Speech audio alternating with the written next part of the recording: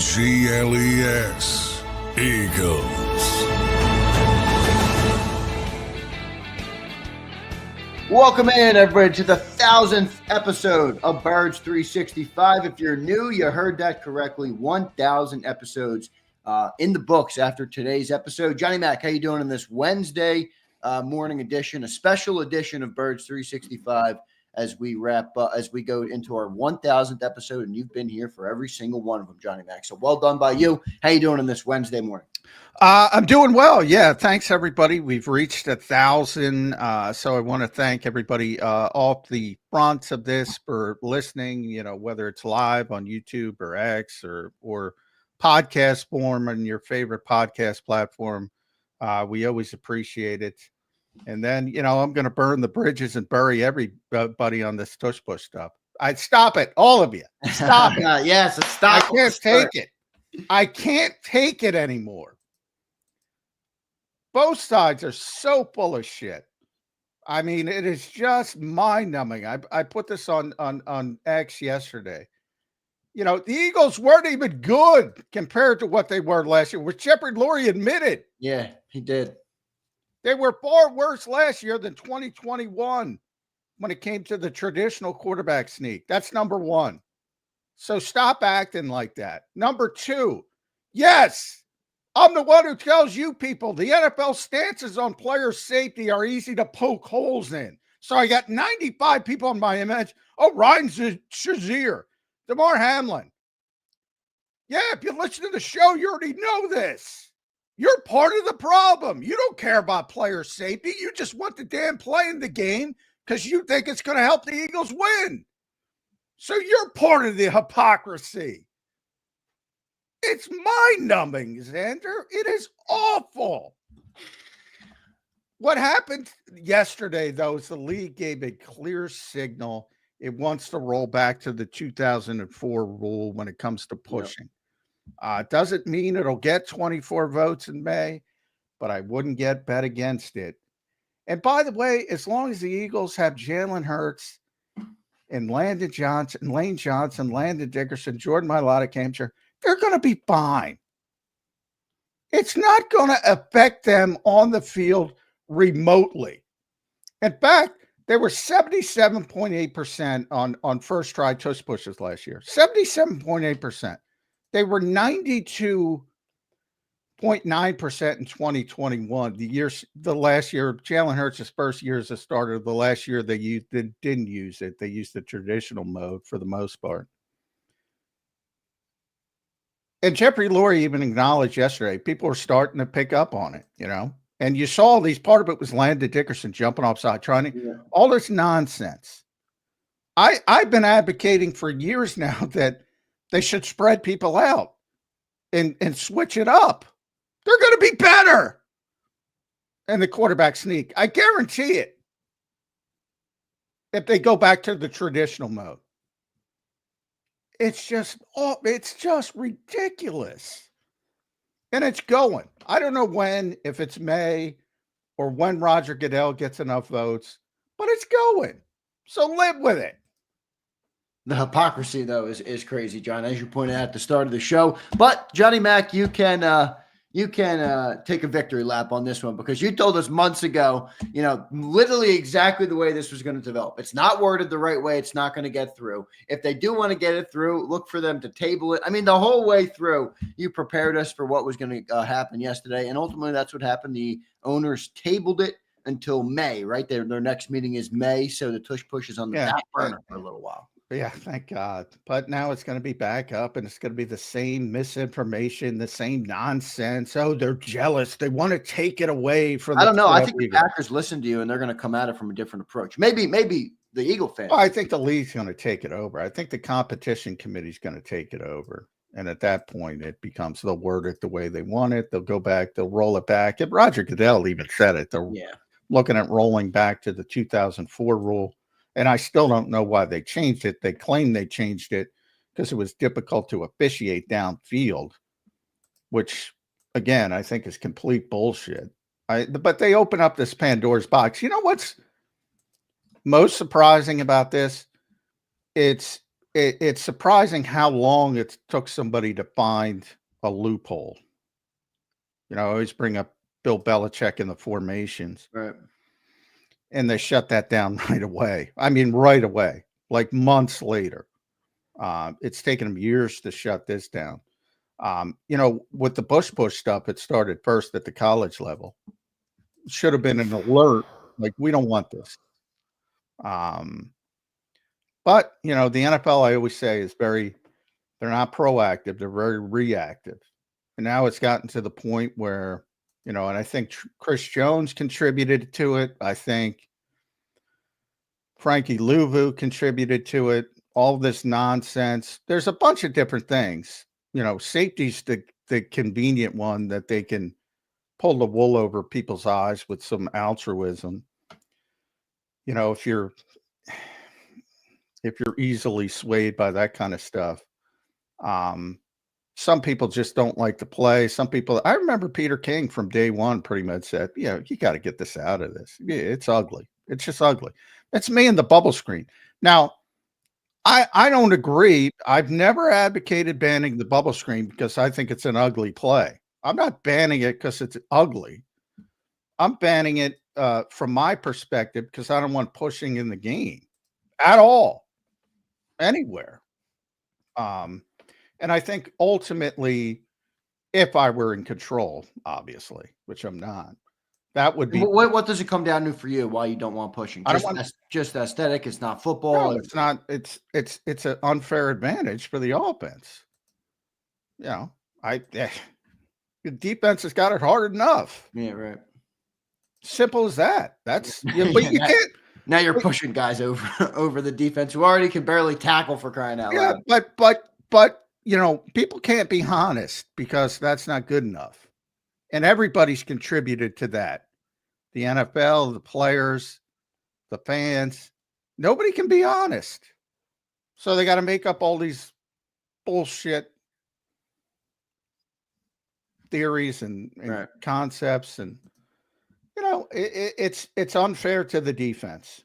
That's my argument. If you don't agree with it, fine. But that's my argument. That's the honest argument. And I think that's ultimately why they're going to take it out of the game when they do ultimately take it out of the game. And by no means do I blame the Eagles for anything. They took it bad. I always go back to Billy Martin in the George Brett Pine Tar game and Bill Belichick, most notably. If you find a rule that shouldn't be a rule and you find a loophole and you want to take advantage of it, go ahead. But that doesn't mean in both of those instances, Billy Martin and baseball for baseball fans, for football fans, Bill Belichick, in both instances, the leagues closed the loopholes. And that's what's going to happen here. Good stuff, Johnny Mac. That's what happened yesterday. I do want to talk to you about Jeffrey Lurie. I don't want to, John, you started off at that. You came on a show at 1,000 swinging from a South Philly basement. And by the way, I didn't do that because it just drove me nuts yesterday because I had so many people go, oh, DeMar Hamlin, every play's dangerous. Yeah, duh. I've heard me say that a million times. But, I mean, they don't even recognize their own hypocrisy. They don't care about DeMar Hamlin or Ryan Shazier. Then they say, oh, well, this play could get hurt somebody catastrophically. They don't care. Yeah. Their favorite team is successful with it. And by the way, they're not as successful last year as they thought.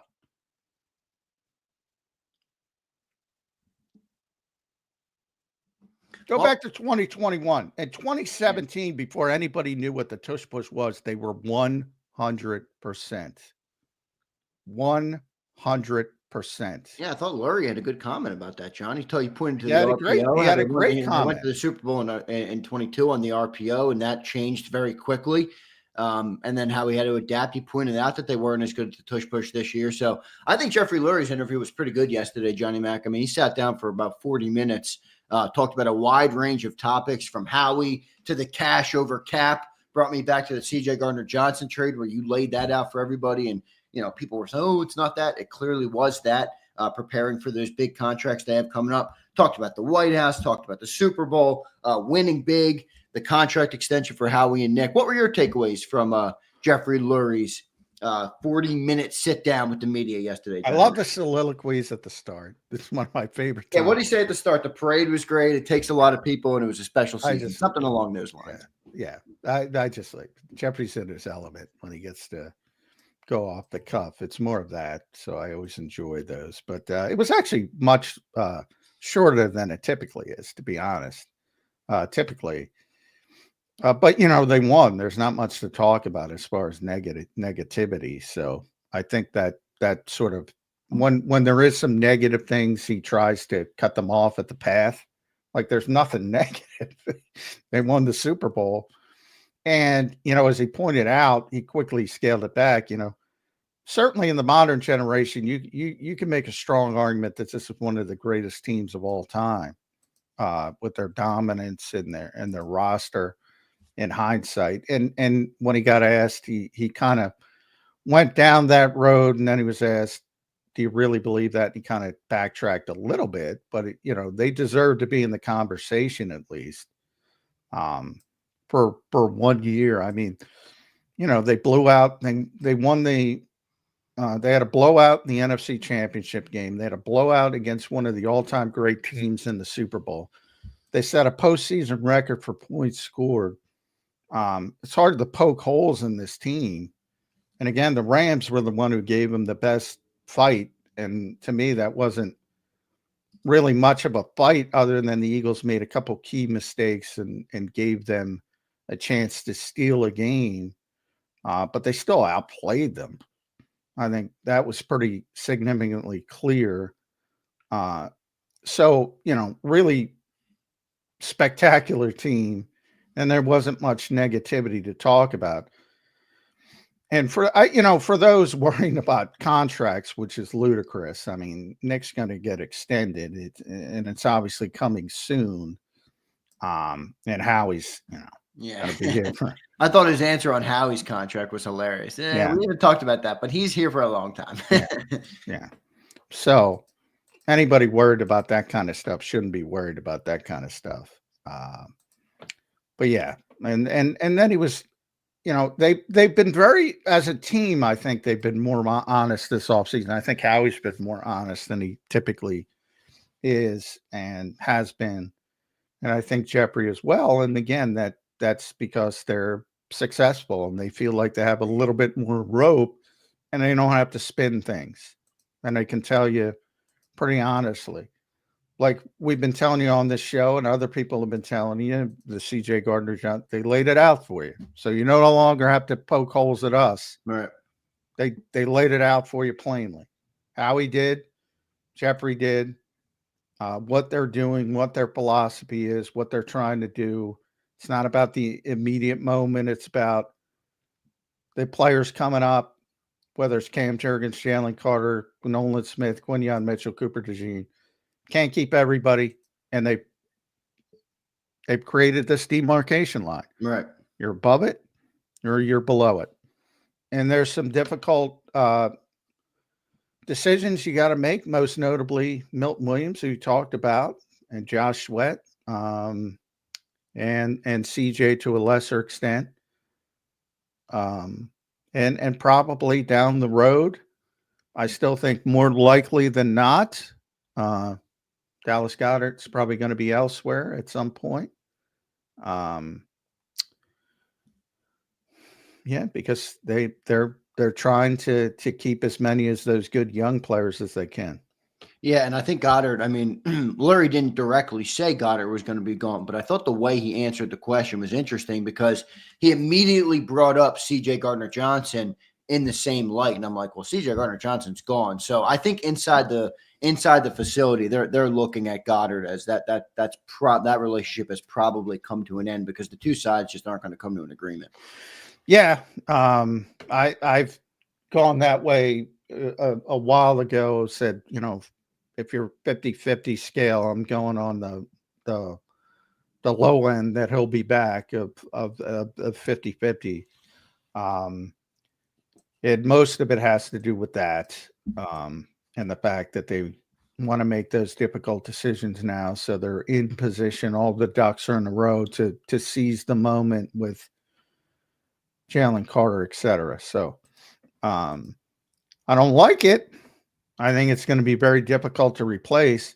And I will say that Howie Roseman is stubborn, as he admits publicly.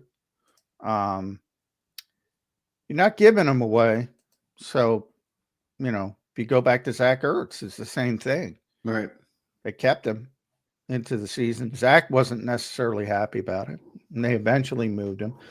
But if nobody's going to offer anything of value, or what the Eagles consider value, and that's probably a 4th round pick, and right now nobody's willing to go that high, and I know people don't get that, but you're trading for a contract as well.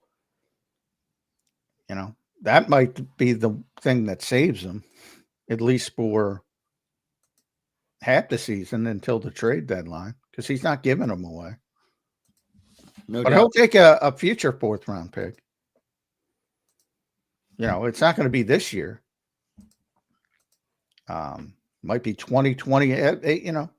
He'll go way out to get. They're not trading him before June 1, right? I mean, there's no. I wouldn't think so. Yeah, it doesn't make sense. Yeah, I wouldn't think so. So we'll see what ends up happening on all that front. The other thing that was interesting, John, you kind of hit on it, but the cash over cap. We had some people when we talked about that conversation with CJ, and you talked about the upcoming contracts. We had some people say, "Oh, are the Eagles out of money?" I don't think so, because Jeffrey, yesterday he commented on the cash over cap, and he said, "I only know one way. That's not changing at all. We just have great players that are upcoming, and we have to be more forward thinking than we were in the past." In terms of the next 3 years. So I thought that was a good answer, but yeah, they've spent a lot of cash, and he knows that, and he knows he's got to spend a lot more. So you were on the money with that breakdown as well in the CJ Gardner-Johnson trade. Nobody spent, anybody could check over the cap, Spotrac, anybody. Nobody spent more money over the past decade, more cash over the past decade than the Philadelphia Eagles. And that's what Jeffrey was talking about when he was talking about the only way I know, but they kicked the can down the road with that, and that's what he says, cash over cap, all the voidable years that we always talk about. Plus, he said it a number of times that he can't, when you draft well, it's this catch-22. Eventually, you got to pay them. Yeah.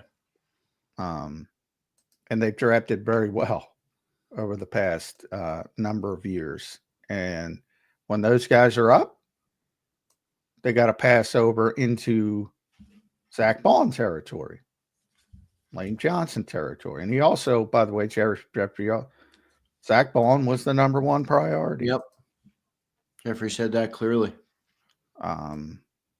So yeah, a lot of confirmations. So that's what happens when you win the Super Bowl. You can be more honest. Yep, no doubt about it. Good stuff, everybody. 1000th episode of Birds 365 taking place right now. We appreciate all you guys being here. Don't forget to hit that like button, hit that subscribe button on the channel, and give Johnny Mac a big thanks, all right, for 1,000 episodes of the show. Let's go to some super chats. Mike Berghorst checking in. What's up, Mike? Hope you're doing good, brother.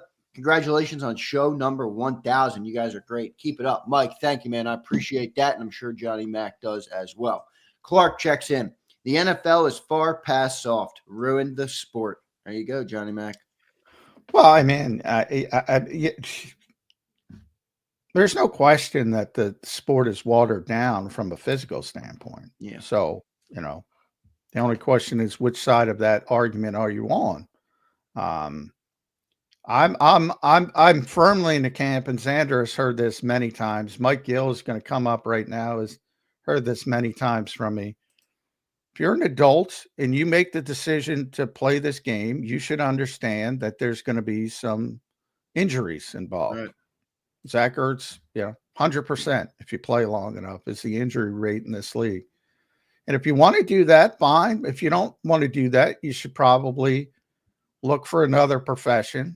And there aren't many professions where you can make the kind of money you do as a professional football player. So it's a cost-benefit analysis. But everybody who plays this game should be well aware that it's violent. And you can't legislate violence out of a violent game. You can water it down, which is what they're doing. yeah, which is what they have done. But there's still concussions, which is the only thing people cares about. There's still catastrophic hits.